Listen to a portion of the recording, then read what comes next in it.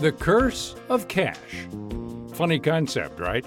Because it wasn't too long ago that the popular wisdom was that cash is king. Today, ordinary law-abiding citizens use cash less and less. Instead, they use debit cards and credit cards or online services like PayPal and Venmo. Why then did the United States Treasury print $80 billion in new currency last year? Where is all that cash going? It's not small coins or $5, $10, even $20 bills. It's $50 bills and $100 bills, which are vast sums of them circulating around. Most cash in value is in $100 bills, something like $3,600 for every man, woman, and child just in $100 bills.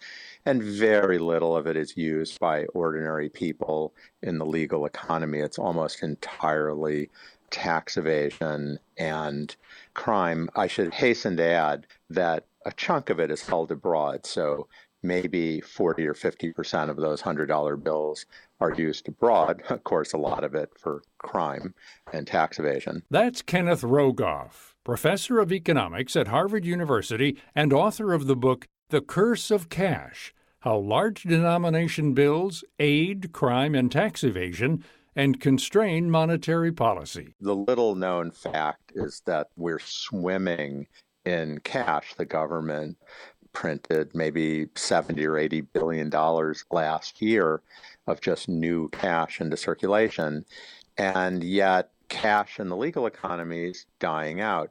And I'd like to strike a balance where ordinary people can use cash exactly the way they do now for whatever purposes, whether it's buying marijuana, giving money to their children to go to the store, whatever, but where really large-scale transactions, someone buying a multi-million-dollar apartment in New York or Los Angeles, or someone buying $100,000 worth of used cars, all in cash, so that they can avoid taxes, regulations, etc., or maybe the money's stolen. I think that we want to make harder. Rogoff says he favors a society with less cash and believes that may help inhibit crime. But he also says we can't go too far in our rush to limit cash. I favor retaining some kind of physical currency which people can use or not use, but I don't want to remove physical currency.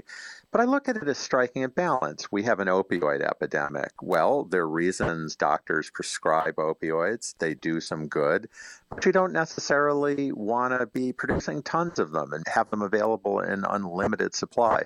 Cash has to be thought of similarly, something that does a lot of good, provides a lot of value to people, but that doesn't mean you want to have huge amounts of large bills floating around, which can be used for purposes we wouldn't consider legitimate. Still, you do have to pay the babysitter. And even though marijuana is legal in some states, you might not want the purchase to show up on your bank or credit card statement, which is exactly why cash is king in crime. It can't be traced. All transactions can be off the books.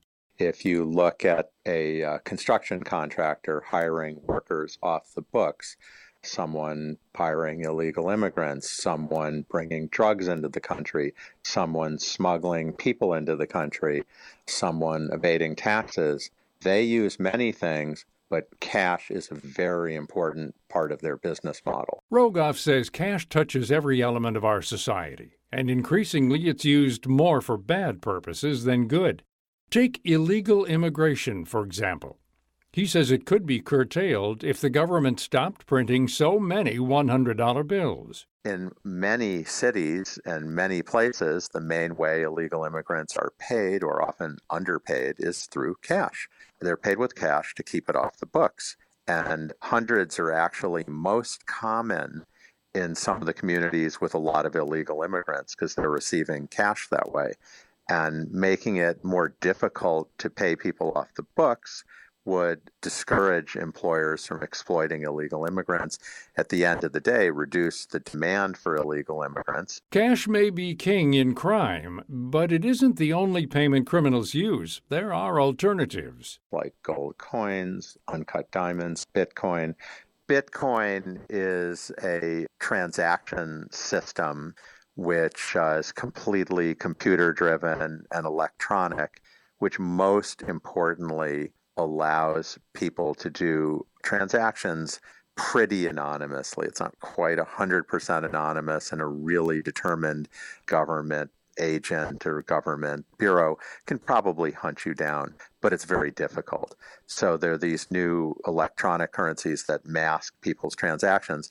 Many of your listeners may have followed the ransomware that happened and infected computers all over the world, where it tells you if you don't pay me $300 in Bitcoin, you're never going to get possession of your computer again. So you have to send $300 in Bitcoin, and it's using Bitcoin because it's very difficult to trace. But the reason criminals don't use Bitcoin all the time, or gold or diamonds for that matter, is because you can't use it at the grocery store or department store. And cash currency, lots and lots of it in large denominations, is readily available and perfectly legal. If the money can't be used for anything else, it's worth a lot less. Your average tax evader criminal, they want to spend their money. They want to buy stuff, and they don't just want to buy illegal drugs.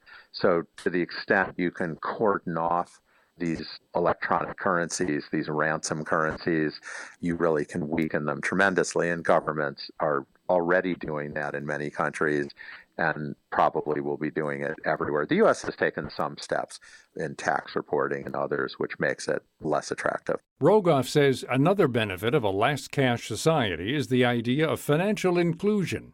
For example, people on welfare could be issued debit cards instead of checks. Financial inclusion is something many countries are doing. Oddly enough, there are very poor developing countries like India that are light years ahead of the United States, where the vast majority of the public's entitled to an essentially free debit card account using biometric identification.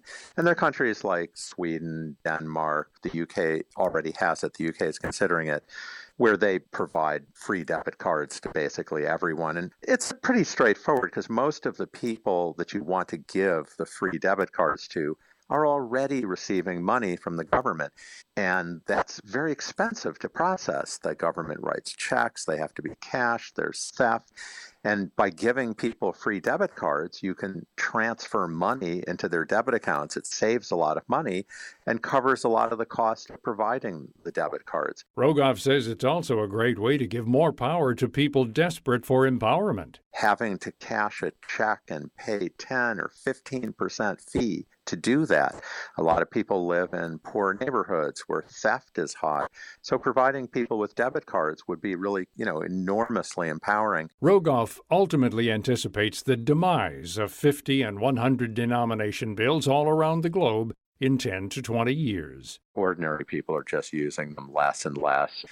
It's just going to become so ridiculous that we will eventually see this get done. In the United States, the Treasury Secretary could decide to do this on his own or her own. It's not something that requires an act of Congress. You can learn more about our guest Kenneth Rogoff and his book, The Curse of Cash: How Large Denomination Bills Aid Crime and Tax Evasion and Constrain Monetary Policy, now out in paperback, by visiting our website at viewpointsonline.net.